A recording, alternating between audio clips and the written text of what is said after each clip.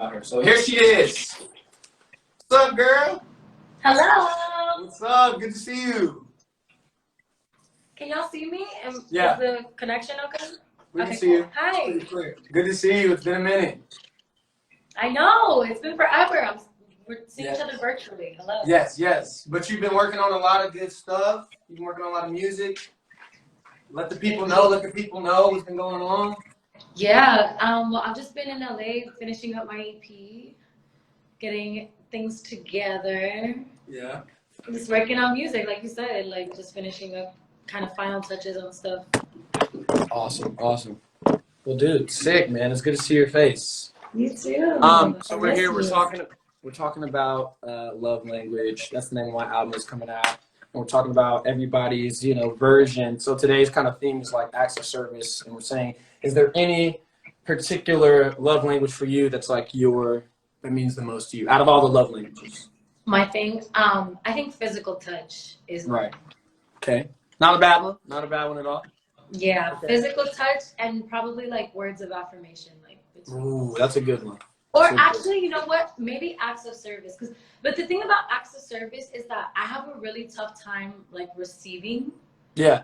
Like because like it's compliments just and things people like that? who like do things for you with like that back end intention of like, but I did this for you. Right.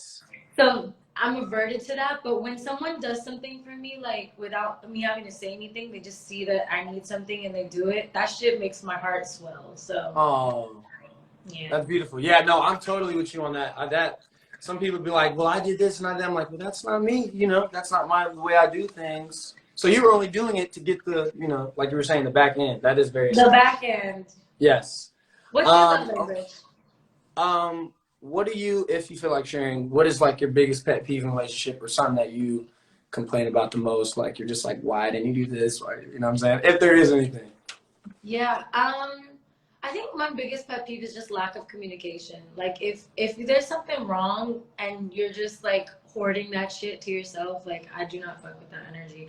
Because I'm an empath, so I can feel when you're upset with me, Right. So right.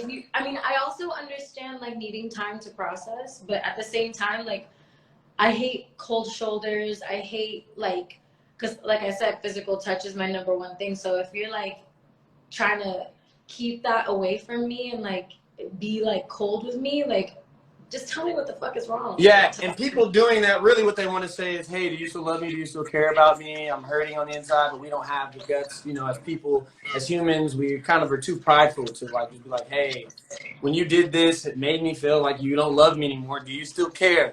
But instead of doing that, I'm gonna be quiet. I'm not gonna say shit. You're gonna ask me what's wrong. I'm like, I'm fine, whatever. I don't care.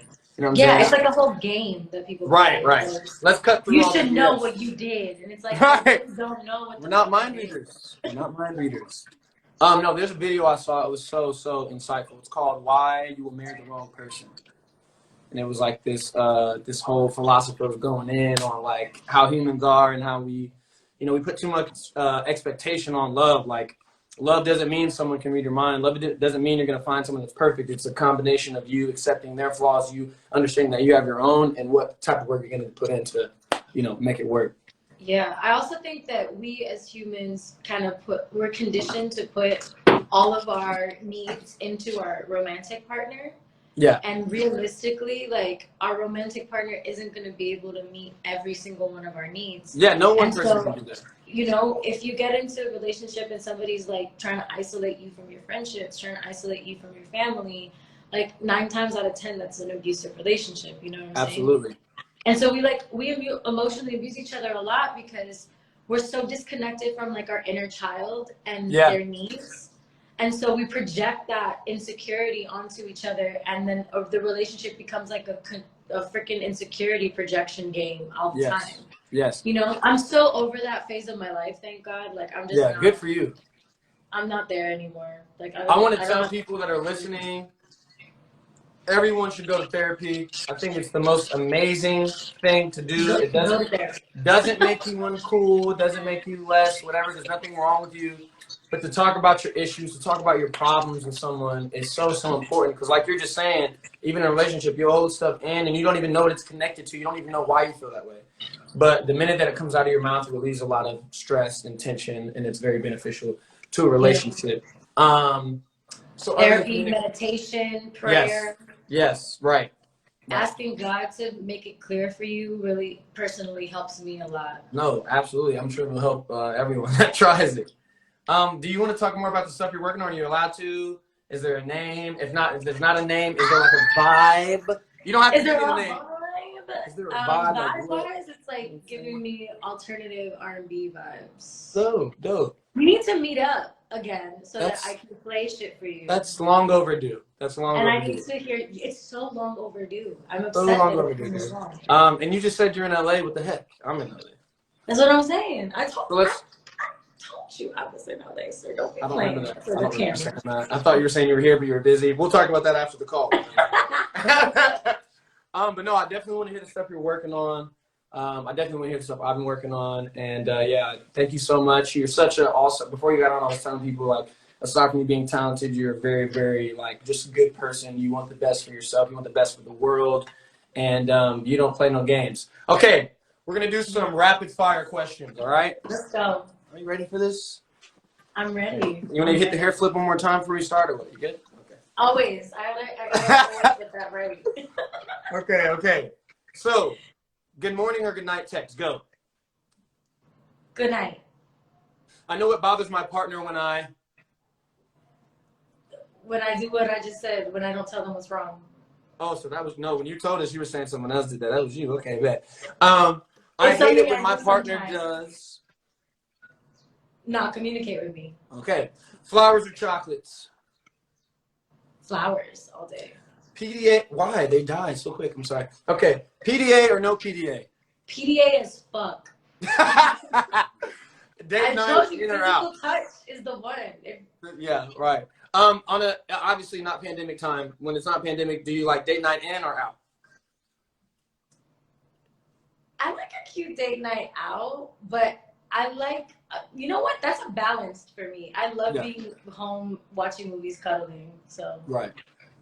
Okay, and what is your? Wait, first of all, because you just brought that up, what's like your favorite movie that gets you in your feels? Like if you're in love, you like, babe, we gotta watch this movie together because this is me, this is you, the characters in it are us. What's that? Across the Universe. Classic. Mine's The Notebook.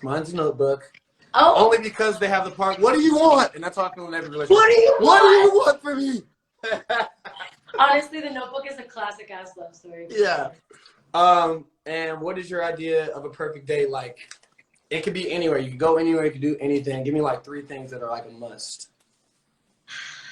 A perfect date. Maybe we go out and Wait, you got me. It's all right. Nature somewhere. So like the beach, like a picnic on the beach, or like a hike.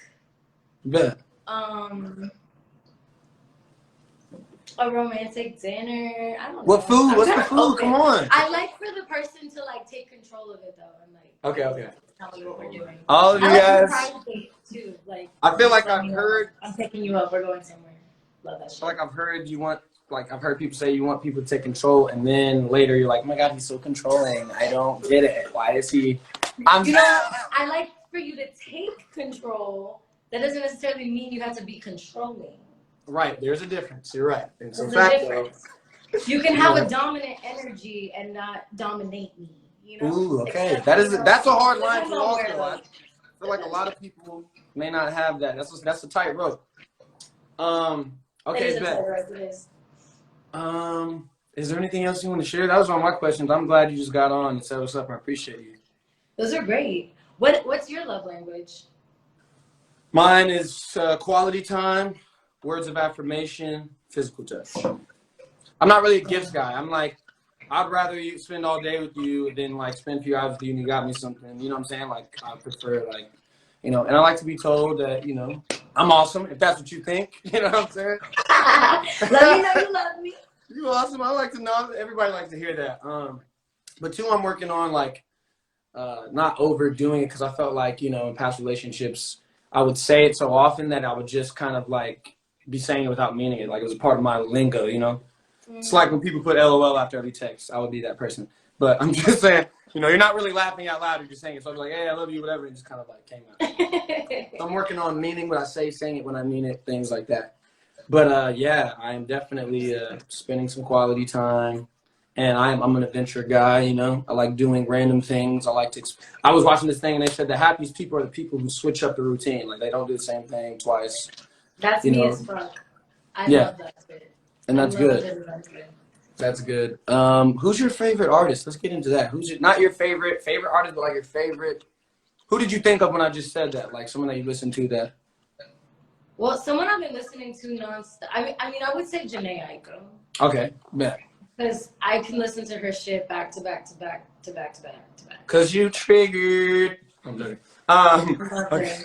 I love her so much. What about older people? Older people, I would say Stevie Wonder, Amy Winehouse. Amy Winehouse, yes. Stevie. I love Amy Winehouse. I love let's see, older people. I love the Beatles. Ooh. Yeah, great I love pick. Prince. He's a. Right? Can you see it? Oh. Prince on there, and he's back here. I love you. Yes. I was saying earlier that all that. Yes, I love that photo of him. Beyonce. I love Beyonce. Who doesn't love the Queen? I love the Queen. Did you get your Ivy Park yet? You got to use some Ivy Park? You know, I actually don't have any Ivy Park yet. Can we make that happen, babe? What's going on? We need some Ivy Park. Hit her up. We gotta. I got on the phone. Let me just go ahead. Hey, give her a quick call for me. What's your favorite food?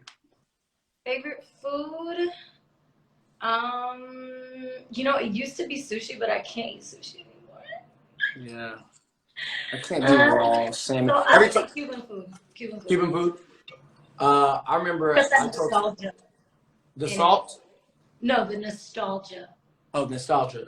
What is your nationality exactly so that people know? I don't want to guess. Yeah, I'm Cuban. I'm Cuban American. Well, I was born in America, but my whole family's Cuban. Oh, sick. When's the last time you've been to Cuba?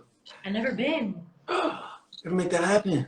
I know. Growing up, my family was always like, nah, we're not going back. We don't do that. Like, we don't. Okay. But now that I'm older, I'm like, I need to connect with my ancestors. Absolutely. Absolutely. My mom, you know, just found out all her ancestry stuff, and it's so interesting, you know, to just see. What was it? She's Creole and Black, some other stuff. It was a lot. She was over here. I'm like, I don't know exactly what it was. But it was a bunch of stuff. And just meeting like family members from that side, oh my gosh, it was like, wow, you guys are exactly like me. Like mannerisms, like epigenetics. I've been learning about stuff like that. So when I met them, it was like, yeah, whoa, wow, very interesting. So definitely, I feel like you go back, you know, see all your cousins and shit. It's going to be awesome. Necessary. Well, thank you so much again. It has been a pleasure. I'll hit you up afterwards. We got a link and get this. Yes, please. Yeah. Yes. Everybody, give her a round of applause, please. An amazing guest. She's so talented. If you guys don't already follow her, go follow her. She puts out music often, and her voice is amazing. And I can't wait to hear the new work. I'm very excited for it. Thank you. Okay, one I'm love. so excited to hear your project too. Yes. Let me see. Peace out. One love. Bye, babe. Bye.